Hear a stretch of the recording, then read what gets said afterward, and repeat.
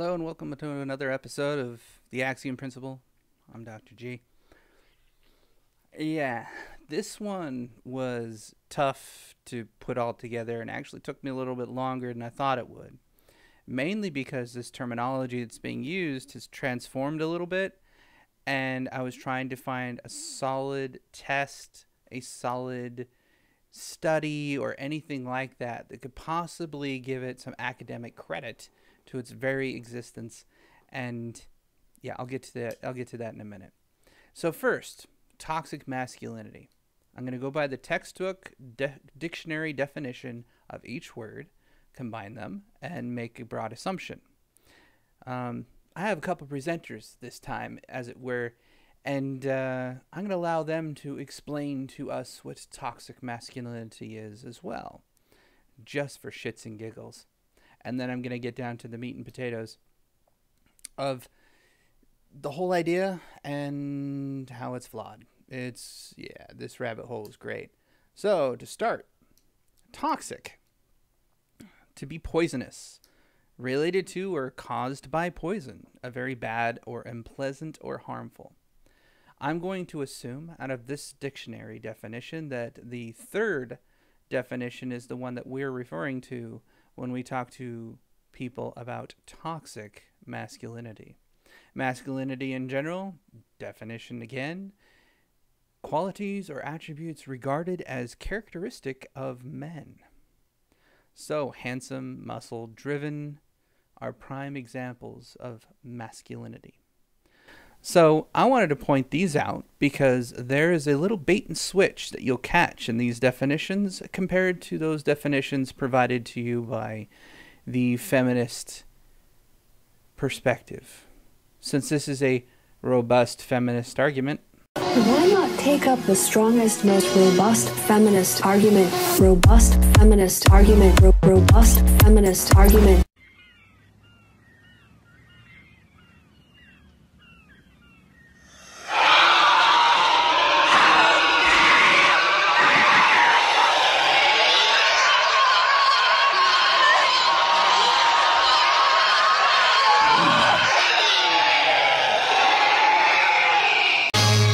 No, Buddha will be angry. He'll send you to hell for that. This will be a complete breakdown of everything that I've captured out of the feminist freaking rabbit hole that this is. And yeah, so before I move forward with the academic part of this craziness, allow me to present to you the definitions from two male feminists who have a little bit of clout in this area, as it were, and allow them to define toxic masculinity. Very broadly speaking, masculinity is a set of behaviors and practices that have traditionally been associated with men and manhood in our culture, and that includes both positive and negative things. Toxic masculinity, on the other hand, is a loose term that's used to refer to a subset of those behaviors which are harmful or destructive. It's often used as a sort of shorthand to describe behaviors linked to domination, humiliation, and control. It's marked by things like emotional detachment and hypercompetitiveness. It's also connected to the sexual objectification of women as well as other predatory sexual behaviors. Just to make sure there's no misunderstanding, I want to make something absolutely clear. This term is not a condemnation of men or manhood, because again, toxic masculinity only refers to a particular set of harmful actions and cultural practices, and none of those behaviors are inherent or biological traits of men. There's nothing toxic about just being a man, but some men do act in toxic ways. So in other words, toxic masculinity is not something that men are, rather it's something that some men do. Toxic masculinity is among the most unfortunate and damaging aspects of human societies. Now, as the name implies, toxic masculinity is regular masculinity when taken to harmful and dangerous levels. In some ways, masculinity is based on biology and evolution. Males are typically larger and stronger than females, so their roles in society have historically involved utilizations of power. Also, males usually have higher levels of testosterone than females, which is associated with increased aggression and risk-taking. This kind of masculinity goes hand in hand with heterosexuality. Being a gay man is often erroneously equated to being a feminine man, and thus is rejected by this mindset. I am dumbfounded. So I wanted to point out something in their definition that differs from the definition of masculinity when it comes to the dictionary term. When you're talking about masculine traits, these are traits or behaviors that only men exhibit. Violence, as one of their examples, is not a masculine trait. Dominance is another non-masculine trait. This is a human trait that both males and females can exhibit. Masculine traits or masculinity traits would be that I have more upper body mass than your typical woman. However, I do not have a D-cup breast size. I am incapable of doing that without doing hormonal replacement. It's just not possible. I typically carry my weight as a general thing, and this is biological structures, of course. Most of my weight is carried above my hips. Women tend to carry most of their weight at their hip level or below, at their waistband.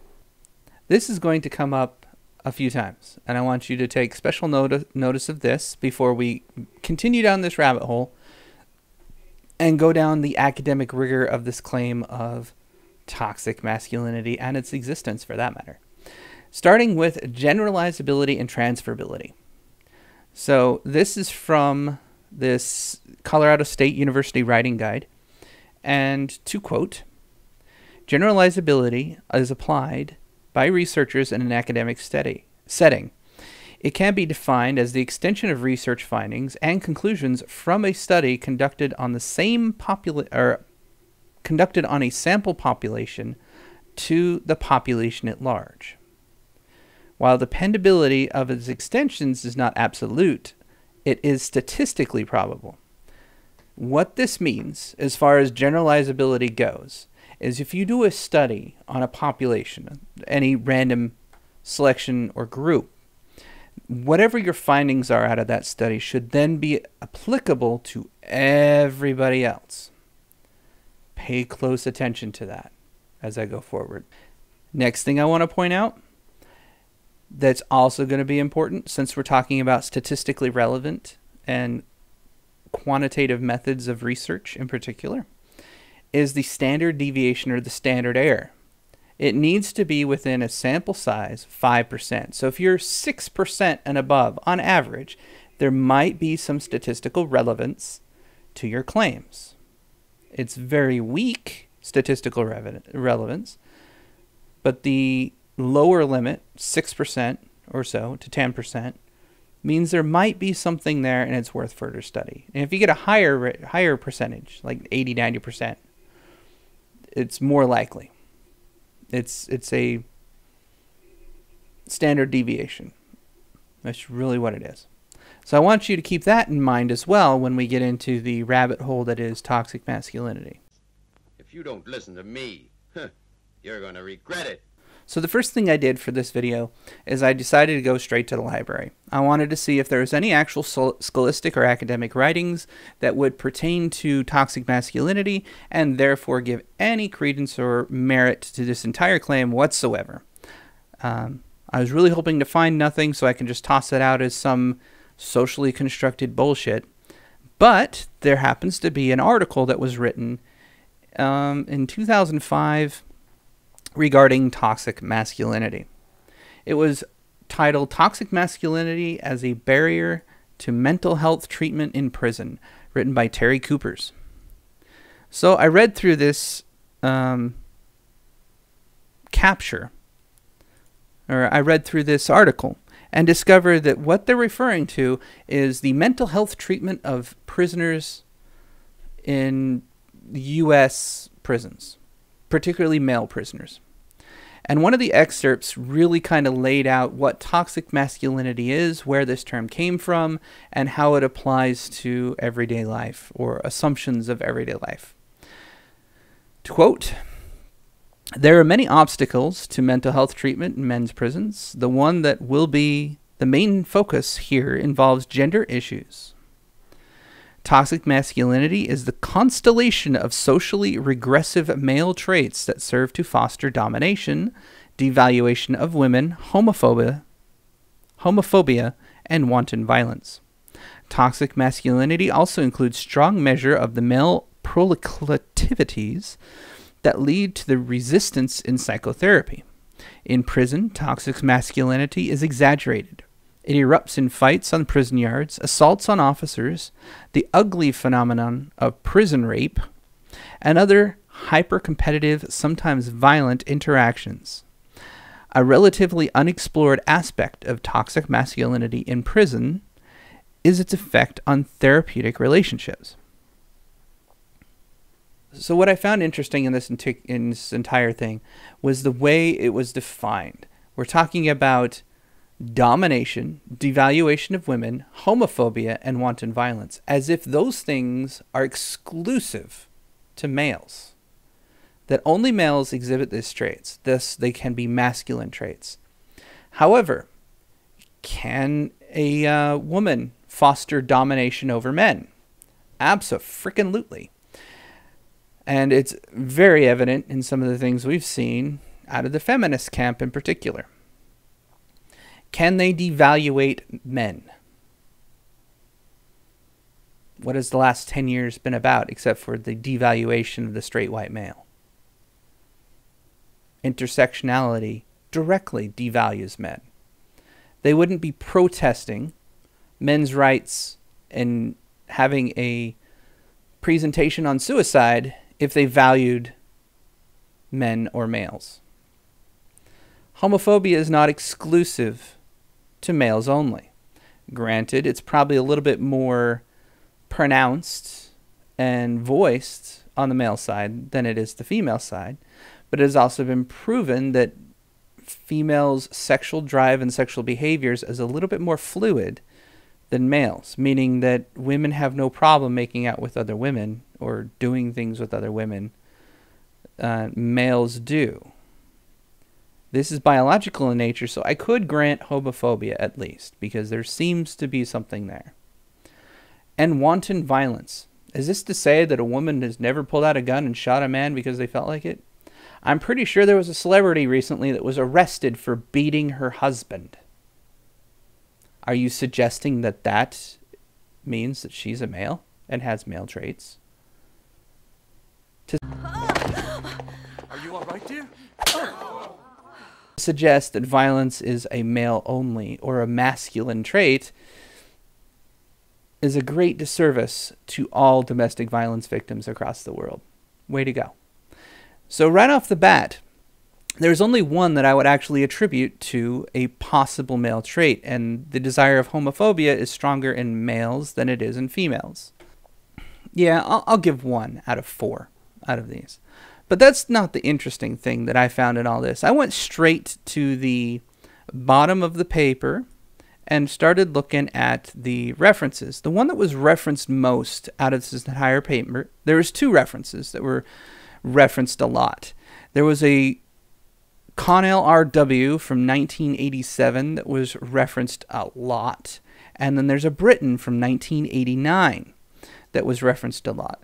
Both these happen to be books. They're not academic papers, but they're used as a reference in this 2005 paper. So I decided to dive into at least those 2 because they seem to be the most associated with the subject at hand, toxic masculinity. Mainly because both of them, one of them is called Masculinity and Power. The other one is Gender and Power. And I decided to dive into both of them. So first, I went through Masculinity and Power just to determine what this book is about. And I didn't actually get the book, I have to admit. I got a book review to see what the book was about from the perspective of another reader.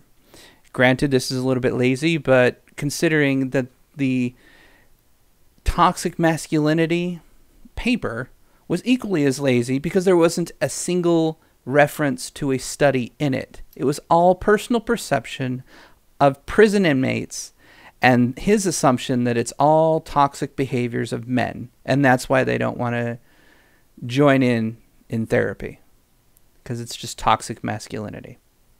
That was the summation of the paper. I shit you not. At any rate, to read an excerpt from the book review, in the early book, Britton takes up the issues of masculinity and identity, in which he sees an intimately related to sexuality. He argues that gender has no fixed form, and that although it may appear that I take my masculinity for granted, in reality I only do so because I work at it. Gender thus has to be accomplished. Nonetheless, this has material consequences, especially, of course, for women, and reflects on very real interests, since it is male rather than female discourse which is privileged. It is the penis which becomes the phallus, and the hegemonic masculinity is built upon heterosexualism. There is a thoughtful discussion of how this process is represented in written text, films, and pictures, particularly pornography, utilizing the works of luminaries such as Freud, Lacan, Foucault, as well as younger scholars such as Jeff Weeks and Vic Seidler. I wanted to point out something in this particular thing that just was repulsive from the get-go. Gender is accomplished? No. Gender and gender expression is an expression of your attitudes as it pertains to the fixed binary that always will be, because biology is not fucking retarded. But another piece caught my eye, and I thought I'd dig a little bit deeper because it also related to the other works that the other person did that I am going to quote. And that is the hegemonic masculinity. Hegemonic masculinity happens to be the precursor to toxic masculinity. Yes, indeed. If it's hegemonic, it is bid on heterosexualism. In other words, being straight is now an ism. It's a belief structure rather than a biological function of reproduction and preservation of the species as brought to you by evolution. I have to admit, it always comes to the same thing. So I pulled up Gender and Power, and I went through I didn't even read the book either, to be honest. I found a book review. And I kid you not that I'm quite lazy, and I have no problem with doing this because they were equally as lazy in their academic review of such garbage. To quote, in 1971, Mitchell said, "We should ask the feminist questions, but try to come up with some Marxist answers. This is what Connell does. Although he does not identify himself as a Marxist, and in fact criticizes Marxist feminist analysis as incomplete, his model fits well into the classical dialectical materialistic framework." Now, that was stupid, and you're going to regret it. If you needed more evidence that toxic masculinity is a Marxist thought-up, Frankfurt School philosophy brought to you by garbage, you need not look any further than this book and the book review thereof. I would recommend somebody go find this one. Maybe I'll go to the actual library and see if I can find it and check it out and read it. I am not spending money on such garbage. The model he creates is a dialectical one incorporating the principles of change, connection, and contradiction. This is where Connell differs from and improves upon Mitchell's work. Benefiting from 2 decades of feminist work, he is able to show us the ways in which gender is constantly being reconstructed within dynamic and complex social contexts. He puts life into static structural frameworks, characteristics of earlier feminist work. Continuing on, Connell has been criticized because he does not incorporate class, race, and nation into his framework. The book does not model and should be criticized for this oversight. The book does not sufficiently address these issues and neglects the work of scholars who have been striving to bring them more solidly into our analysis. This is where academic integrity comes into play. Now, I think that outlines the entire concept of toxic masculinity. 1, it is a construct formed from opinions based on prison inmates and their behaviors. 2, they gave us 4 distinct, particularly toxic behaviors that supposedly only men exhibit, but this is not true. And I'm going to outline that for you in a second. And 3, it is a Marxist philosophy. So if there's any doubt that feminism and Marxism are now bed buddies, hopefully this puts it to bed. There is an old saying, out of sight, out of mind.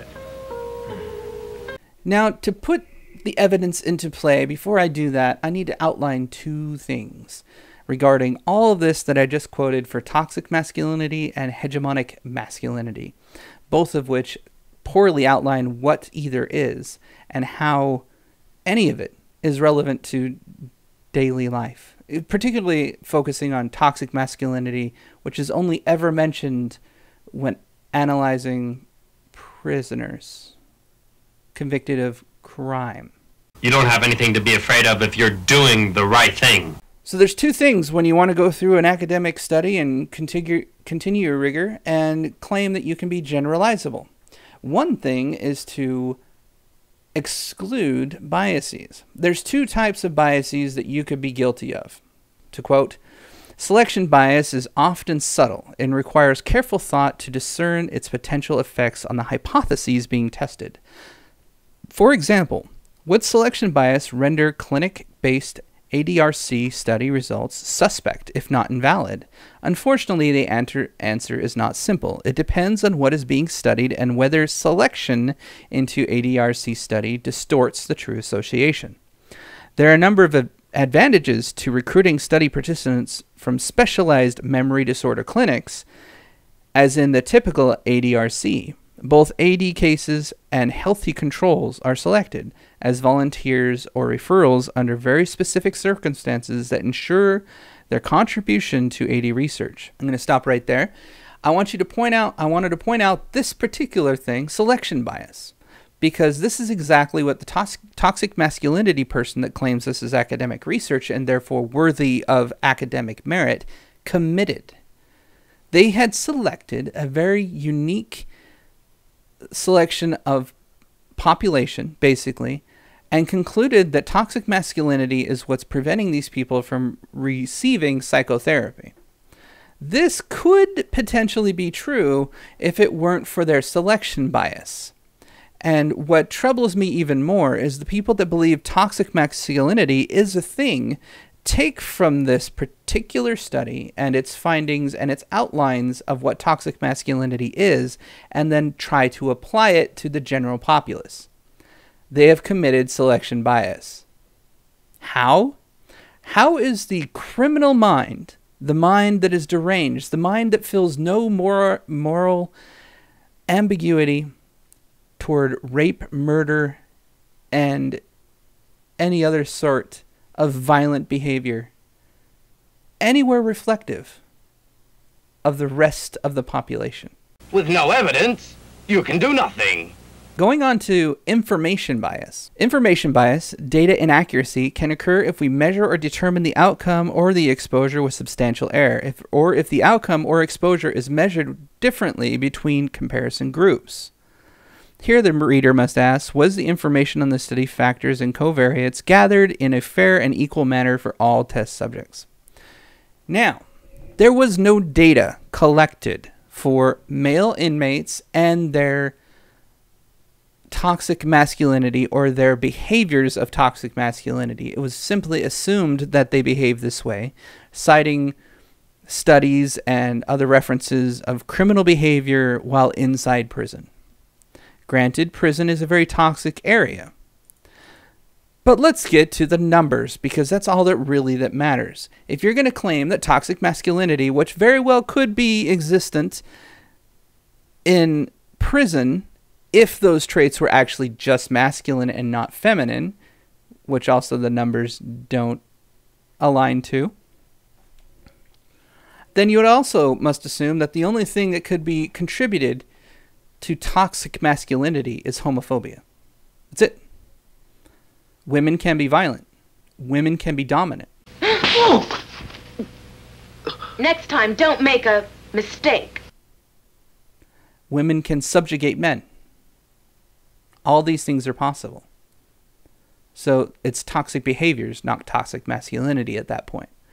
To keep labeling it toxic masculinity is a denigration to all males. It's an insult. And this is exactly how all males take it. And this is why, right here. So my table up that I have right here is the table 42 from the arrests of 2015. This is straight from the FBI website for the United States. And this particular table shows the total arrests of males and females. It's broken down by gender. As you can see here, males commit more crime in a factor of 3 to 1 almost.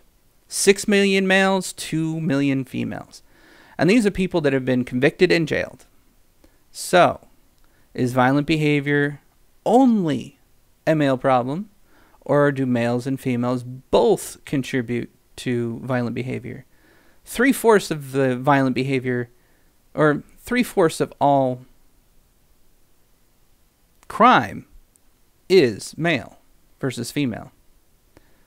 But this, again, does kick out the very looming and obvious fact that domestic violence cases in particular, which are considered violent behavior, as you can see down there in the other assaults section, that is domestic violence,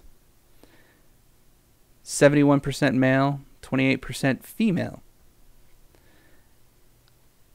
I can tell you from knowledge that I have in this particular section that a lot of females get their records purged within 90 days on a probation after committing domestic violence and pretty much get away with it. Like, they don't go to jail, they don't get charged with anything because the male is too embarrassed to charge the female with domestic violence. Yet we do know domestic violence occurs within women, and the number's probably a lot larger than it is because the male ego prevents himself from being seen as weak in compared to a female. This is not necessarily good or bad. Personally, I think that women should be equally prosecuted under the law. I don't care if you're male or female. Violence is an undesirable and rather pathetic thing to do. However, we can conclude that yes, out of everybody that's charged, 3/4 of the population is male, and they're the ones that go to jail. Does that mean that all males are violent? Well, let's look at the total population for 2015. There was 322 million people. Well, if you break that down by gender, as I did when I went to the Census Bureau, 158 million people are male, 163 million people are female, and these are rough estimates that actually didn't do a full census.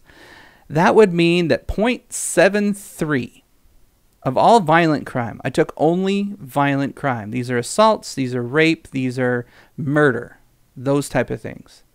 I took out larceny, petty theft, all that, drug possession, all of those out the window. I only took the ones that are violent crime because we're talking about toxic masculinity, remember, that males are the only ones that can be violent, apparently, even though the numbers say otherwise. I mean, it's more on the male side than the female side, but it's not exclusive to males. Nor is it exclusive to the entire male population. This is United States. 0.73% of all males in the United States have committed violent crime. 0.23 of all females of the United States have committed violent crime.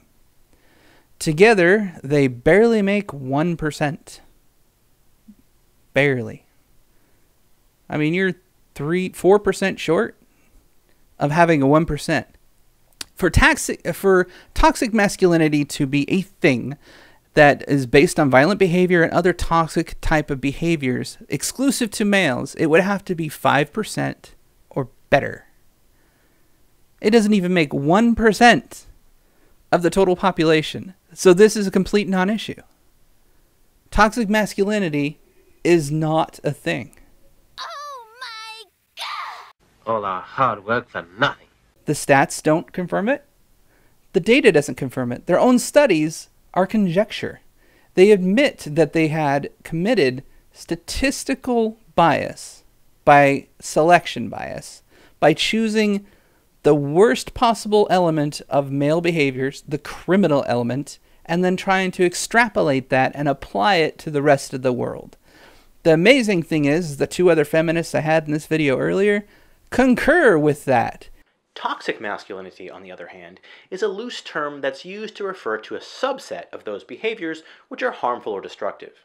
It's often used as a sort of shorthand to describe behaviors linked to domination, humiliation, and control. Now, as the name implies, toxic masculinity is regular masculinity when taken to harmful and dangerous levels. This particular study, which is the source of the term toxic masculinity, confirms the existence of toxic masculinity while studying 0.73% of the population.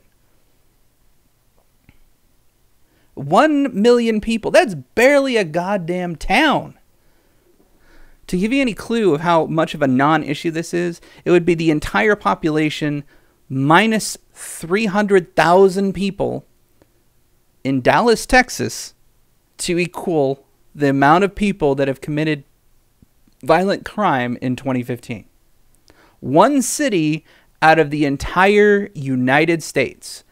One city in the second largest state in the Union, no less. Second largest state. One city. And the rest of the population just fine. None of them committed violent crime, violent acts, violent anything. Yeah, this is a great rabbit hole. I hope you enjoyed this video. It was kind of a pain in the ass to put together because it went all over the place. I ended up going back to the 80s in studies to find shit. And just, wow. Hegemonic masculinity, toxic masculinity, entirely based on a population smaller than a city. In a population of 300 million people. Wow. Yeah.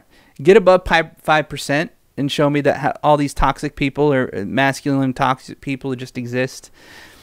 I know that the media is pointing out people like Harvey Weinstein and all that with their sexual abuse and sexual harassment and all that fun stuff. And they're going to point and say that's toxic masculinity. When females can commit sexual abuse and sexual assault and sexual harassment as well. How is that a male trait when women can do it too? Because all it needs to be unwanted sexual advances. That's it. So a woman hitting on a man could be equally sexist and sexual harassment. Not very likely, but if a man's not into it, say he's married, it could happen. At any rate, this is such a non-issue that I wanted to point out the origins of it, where it came from, why it's wrong, the data to back up my claim, and tie this with a little bow to say that this is a robust feminist argument. Why not take up the strongest, most robust feminist argument? Robust feminist argument. Robust feminist argument. And this one goes out to Bering, I would have to say, for the crazy shit that he just went through. Yeah, I'm sorry about that. I don't know what to say. I could predict her behaviors, and I could see it coming because she reminds me of someone. And hopefully I'll get to be on one of your streams. Reach out to me sometime, Bering. You can send a private message on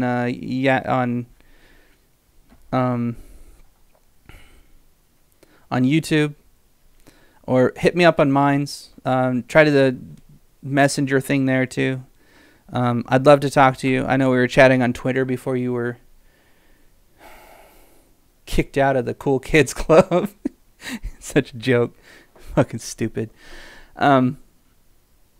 But yeah, I also I did have that conversation we were talking about with the research chair, and I did say something on my Twitter. Not that you can see it, but it would be interesting to talk to you about it.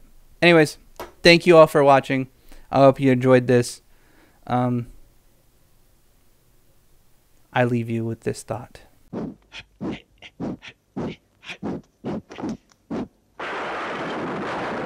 style's agile. It's in the mind.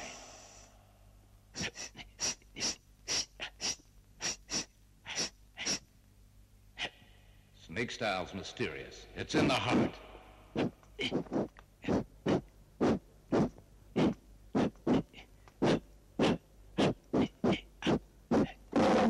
Tiger style's vicious, with strength.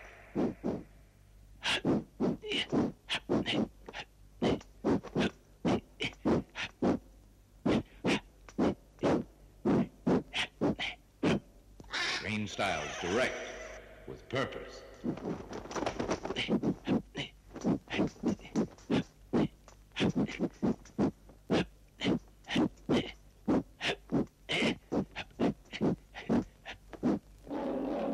Leopard style's fierce, with poise. Dragon, snake, tiger, crane, leopard. Oh, me talk. Don't stop me. If you do, I will kill myself.